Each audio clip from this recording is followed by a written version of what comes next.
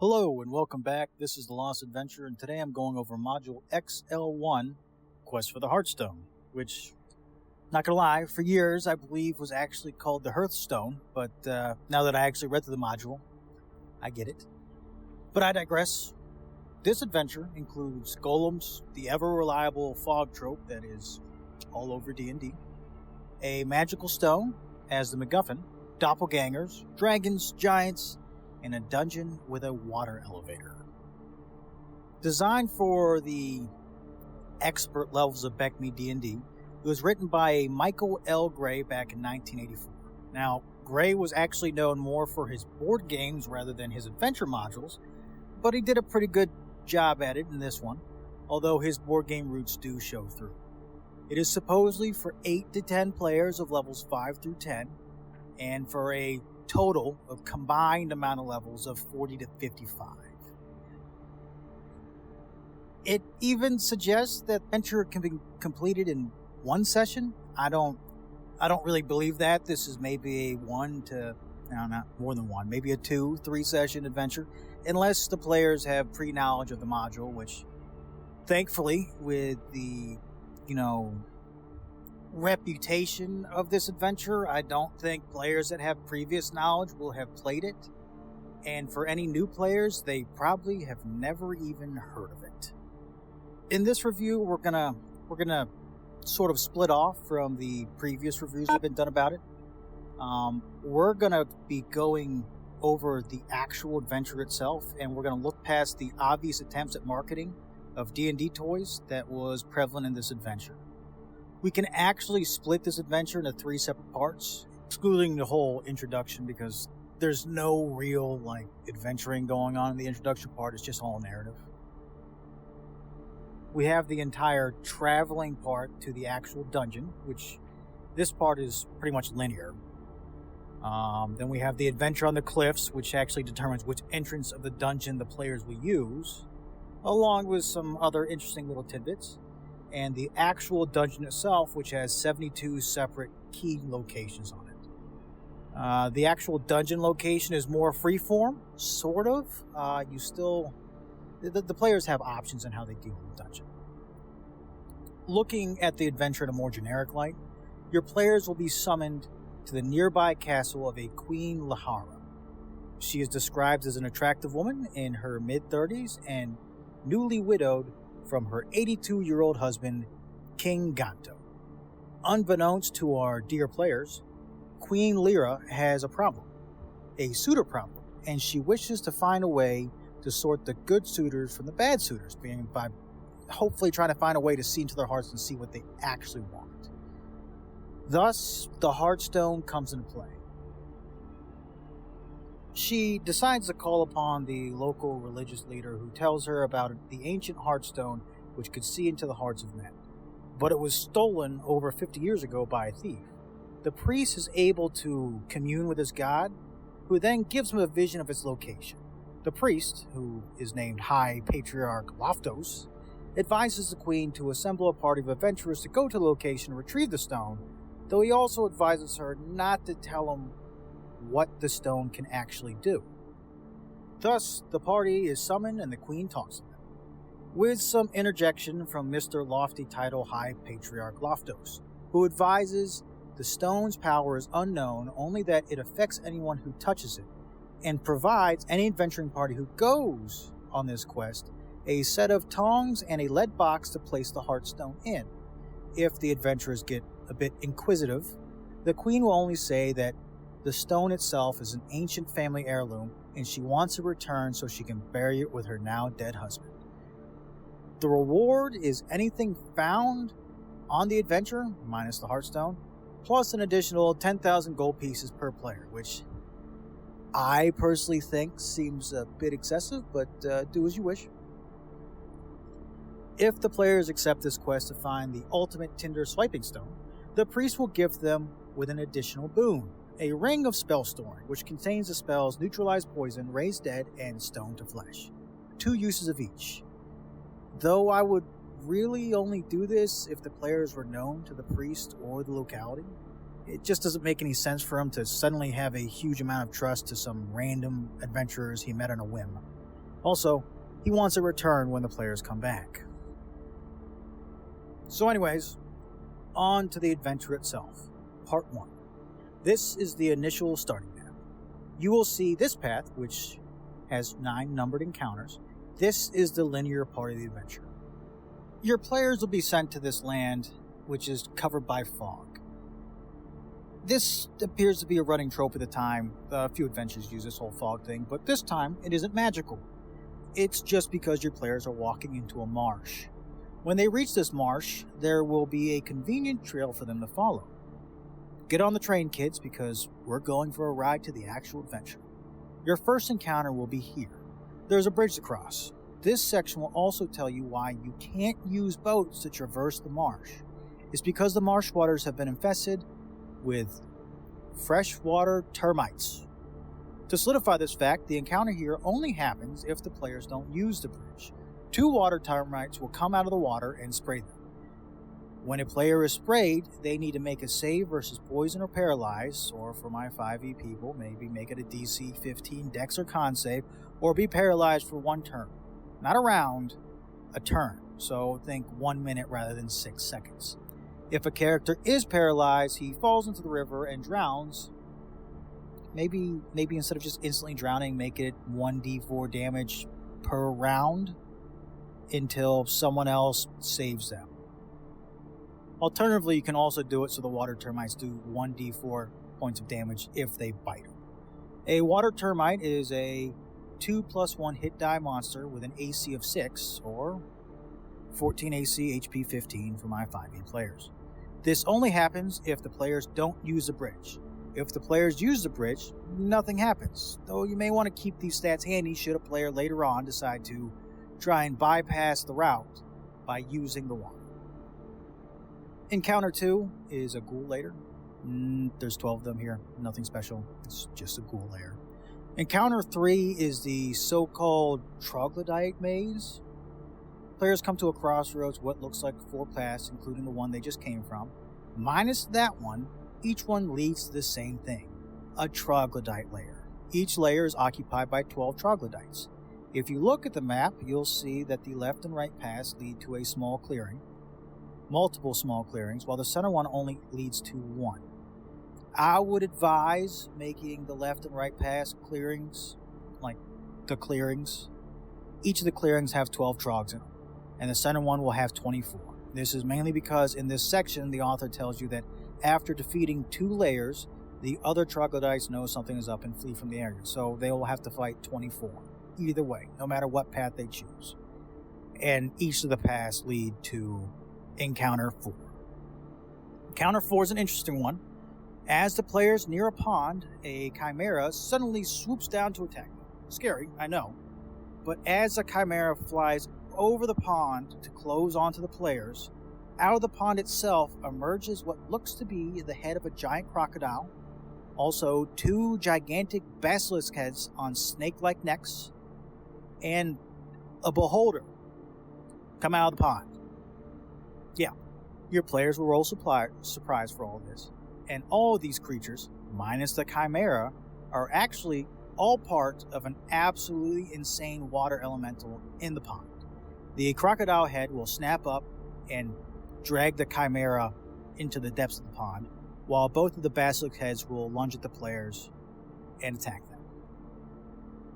This thing has an AC of -2 and an HP of 39, and 16 hit dice. Only magical weapons and magic itself can harm this, and after 30 damage has been done to it, it withdraws back into the water and disappears. It has 2 attacks, I'm guessing 1 for each head, and each attack does 2d6 damage. Encounter 5 is actually an entire hobgoblin village. They all live in 3-sided huts, which can either look like teepees or like some sort of open shed.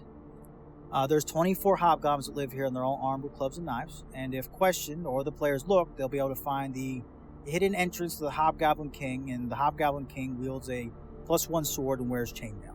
He's also protected by 4 thools. Encounter 6 is 8 thools. They burst from the marsh when the players come here. Encounter 7 is 3 trolls. This is pretty self-explanatory. It's just 3 trolls. and they will try and surprise the players. Encounter 8 is griffins.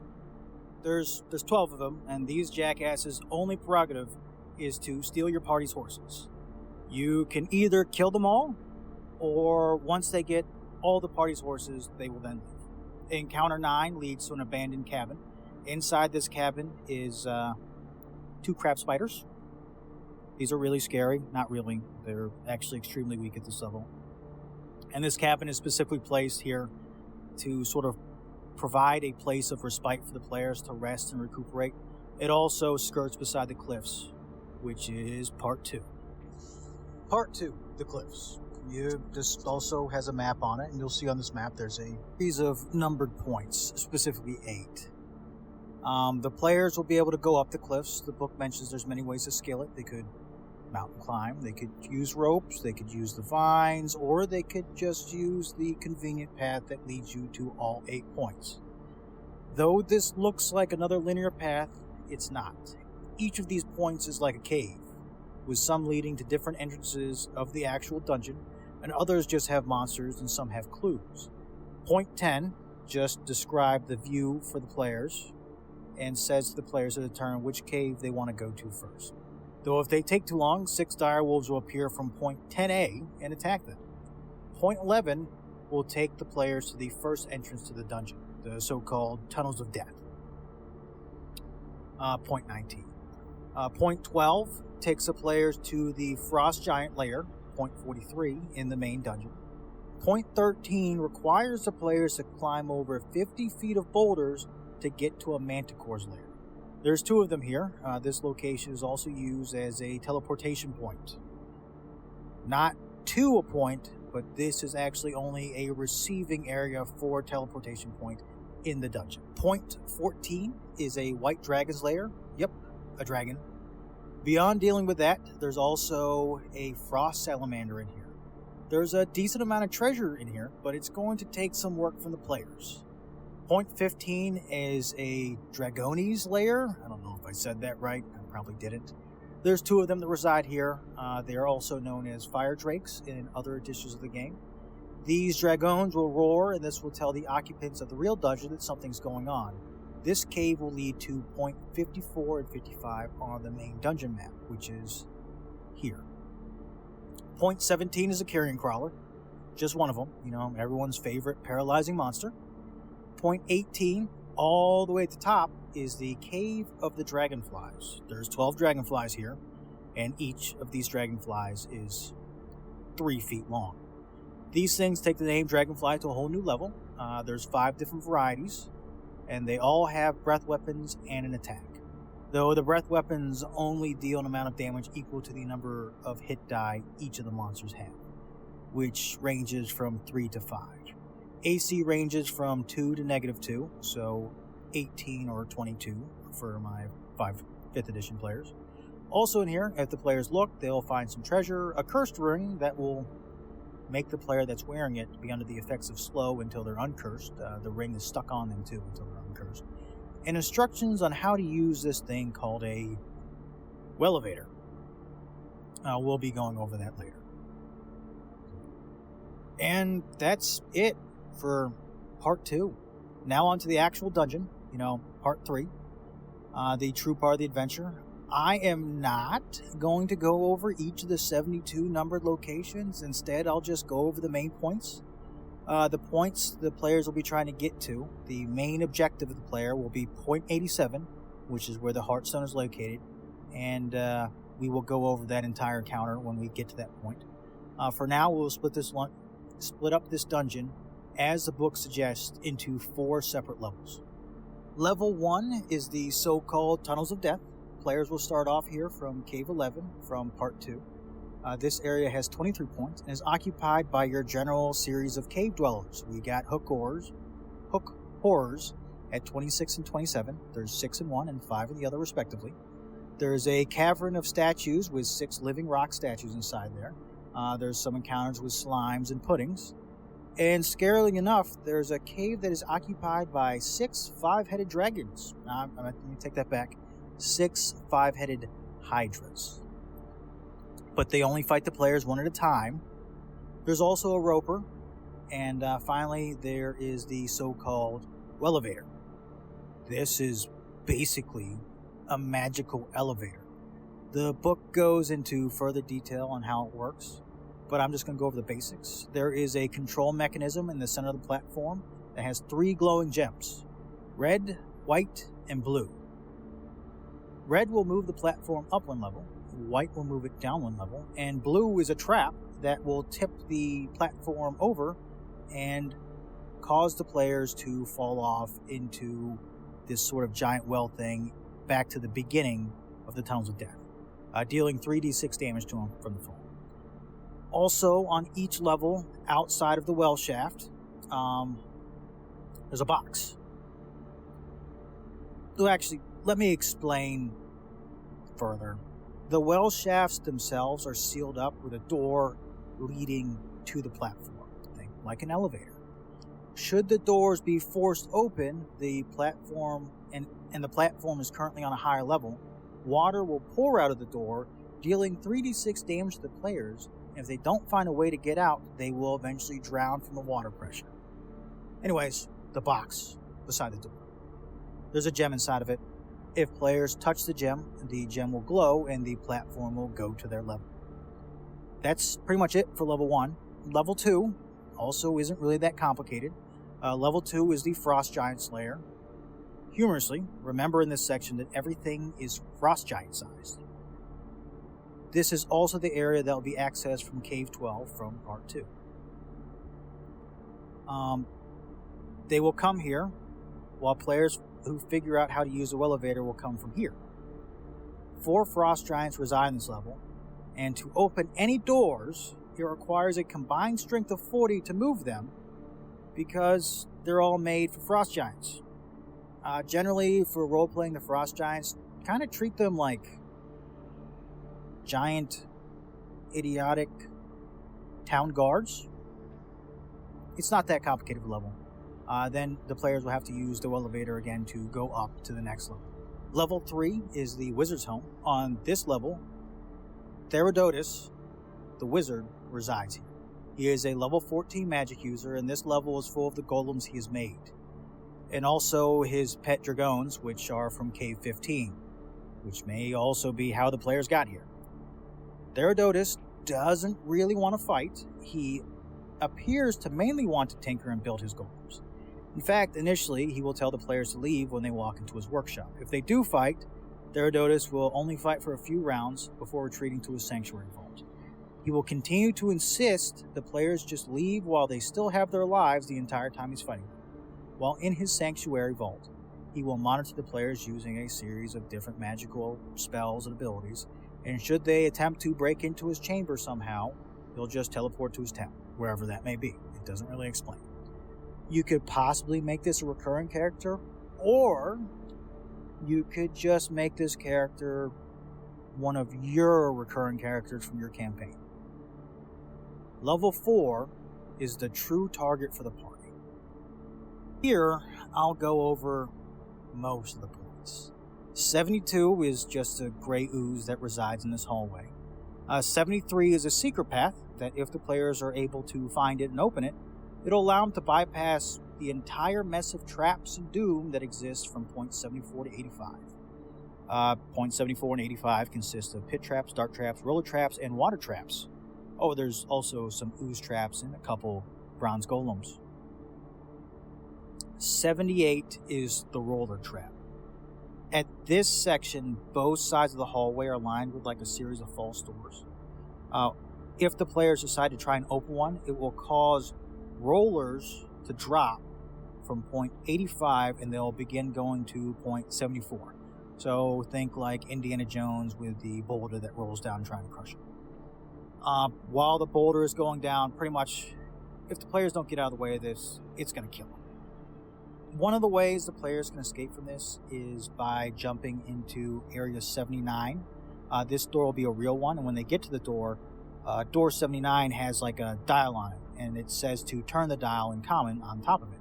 Should the players do so, door 79 will be unlocked and the players can enter this section. This room is covered in fungus, and as the players enter, the door swings shut behind them and there's no way to unlock it. and then water begins to fill the room. As water begins to fill the room and the players can't escape, they'll notice that there's a dial on the ceiling connected to a trap door. Should the players turn this dial, it will open the trap door quickly, and the trap door will end up smashing into someone's face underneath of it, which will only deal 1d6 damage to the player who opened it. And it releases a large zombie crocodile into the wonderful mess the players are currently in. The area the crocodile was in is empty of anything else. But should the players get into it, they should survive the flooding of the room. And once the water reaches the ceiling, the water will begin to recede back down. Once the water has all drained, the door unlocks and players can escape the room. Should players survive this little death funnel, and they make it to point 86, point 86 is just a regular old corridor, which will then lead into room 87, the actual home of the Heartstone. It resides on a central pedestal with 2 bronze golems on either side of it, 1 on either side of it, 2 in total. And as the players enter, Danacris, I guess is how you say it. Here's how his name is spelled. Comes out, and he's the master thief that originally stole the stone and confronts the players. Using the magic of the stone, he conjures doppelgangers of the players who are of the opposite alignment of the player themselves. Now here, things get a little complicated and will require a bit of work from the DM. These are supposed to be exact copies, minus the fact that they are of opposite alignments and they're also at 10 less hit points. The players are supposed to be compelled to fight their doppelganger, and other players are supposed to be unable to tell the difference between the two while they're fighting. I should also mention that before this fight begins, a magical ability from the Heartstone exudes from it that brings all the players up to 100% of their health, and all their spell slots are restored. So this makes it so the fight will be somewhat even. Once a character or doppelganger is defeated, the victim, whoever loses, vanishes, and the PC has to become whoever survived, which could cause some interesting shifts in the narrative if your players are able to roleplay that, if you're lucky to have players that are willing to roleplay that. Anyways, there's still the problem of the 2 bronze golems to deal with, and the thief. The thief will make a run for it right after he makes the doppelgangers appear. But it does have the stats for him here.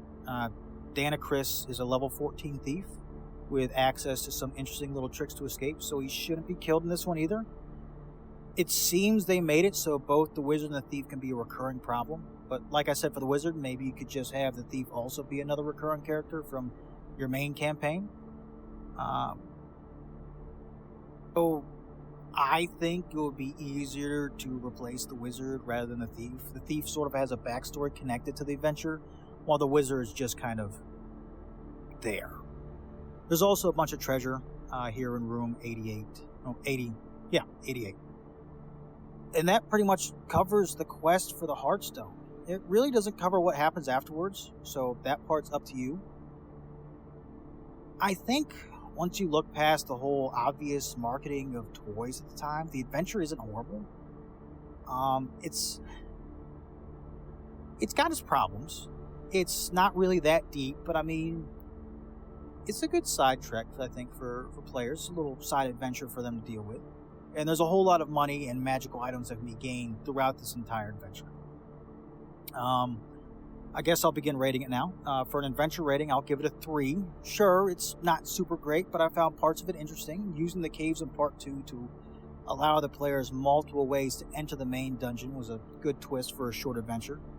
And if you look at this as more of a extended one-shot, it isn't that bad. Some of the treasures seem a bit out there, but any halfway decent DM can change that up.